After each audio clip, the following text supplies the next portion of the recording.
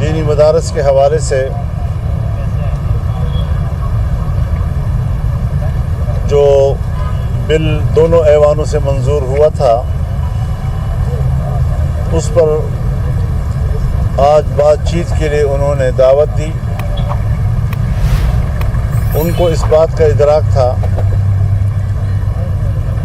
کہ اتحاد تنظیمات مدارس دینیہ نے متفقہ طور پر جو موقف اختیار کیا ہے، اس کے بعد جو صورتحال پیدا ہوئی اس پر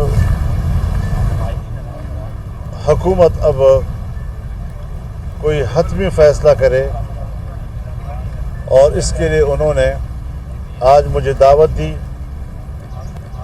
میں نے اتحاد تنظیمات مدارس دینیہ کے سربراہ مولانا مفتی محمد تقی عثمانی صاحب دامت برکاتہم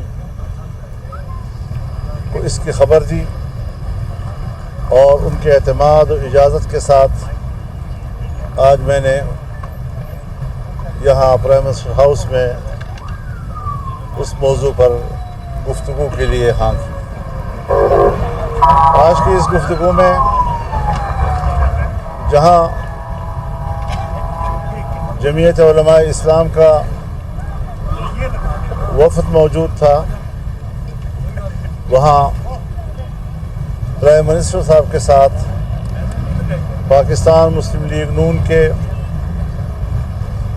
رہنما، اسپیکر قومی اسمبلی، پاکستان پیپلز پارٹی کے رہنما، وہ سب موجود تھے۔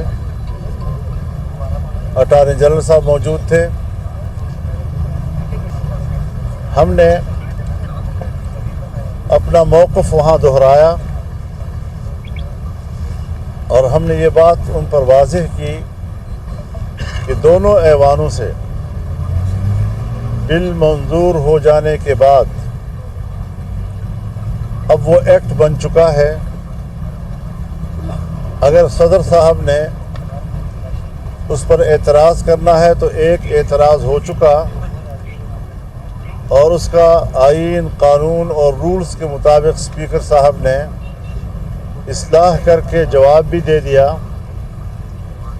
اور اس جواب پر صدر صاحب نے کوئی رد عمل ظاہر نہیں کیا، اور نہ ہی اپنے اعتراض پر کوئی اصرار کیا۔ اس کے بعد جو دوسرا اعتراض انہوں نے بھیجا، تو ایک تو دوسرا اعتراض آئینی طور پر بنتا نہیں ہے، ان کو اختیار نہیں ہے۔ دوسرا یہ کہ وہ وقت گزرنے کے بعد جو مدت، آئینی مدت ان کے پاس تھی، وہ گزرنے کے بعد انہوں نے بھیجا ہے، اور پھر وہ بھی اس وقت تک اسپیکر صاحب کے دفتر میں نہیں پہنچا، جبکہ اس قسم کی چیزوں کی آمد و رفت پریزیڈنسی اور اسپیکر صاحب کے دفتر کے درمیان ہوا کرتی ہے۔ ہمارے اس موقف کا انتہائی مثبت جواب دیا گیا، اور وزیر اعظم نے وزارت قانون کو فوری ہدایات جاری کی کہ اب قانون و آئین کے مطابق آپ فوری طور پر عملی اقدام کریں۔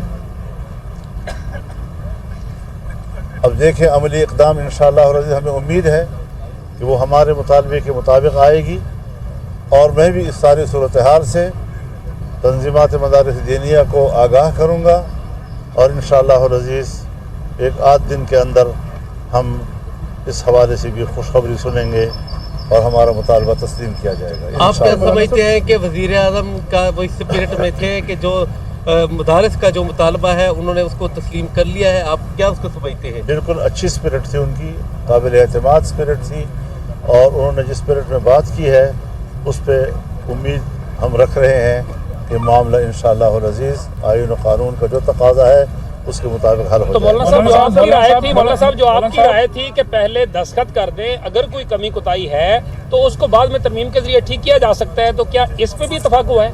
حضرت میں نے جو بات آپ سے کی ہے، آپ کا سارا جواب اس میں آ گیا ہے، اور आईन और कानून के ऐन मुताबिक हमारा मुतालबा था और उसको तस्लीम किया जाएगा इंशाअल्लाह। मौलाना साहब क्या मदारस के अलावा भी आज पॉलिटिक्स के ऊपर कोई गुफ्तगू की गई है, जो मुल्क का सियासी इस्तेकाम है उसके हवाले से भी कोई गुफ्तगू हुई?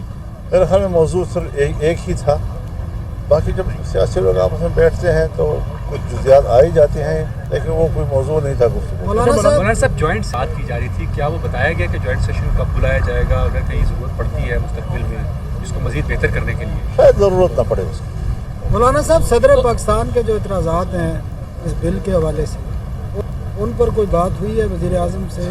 उसी पे तो बात ही हो रही थी, तो क्या उन पे और हमारा मौक़िफ़ इंशाअल्लाह तस्लीम किया जाएगा इंशाअल्लाह। मौलाना क्या तस्लीम कर लिया गया है? आपका मौक़िफ़ कर लिया गया है? तो माजी में हमने देखा कि डॉक्टर आरिफ अलवी साहब के मामला, जब वो एक बिल का मामला, देखिए भाईजान, आप करार दिया गया। देखिए भाईजान, मैं तकरार करने की ज़रूरत नहीं है। वो सारी बातें जो आप कह रहे हैं, ऐसा नहीं है कि जो हमने पहले कही हैं और यहाँ न कही होंगी, और हमने उस सब का जवाब लिया है और जवाब मुस्बत आया है, तो मैं मज़ीद गुफ्तगू नहीं कर सकता। आपको बहुत बहुत शुक्रिया।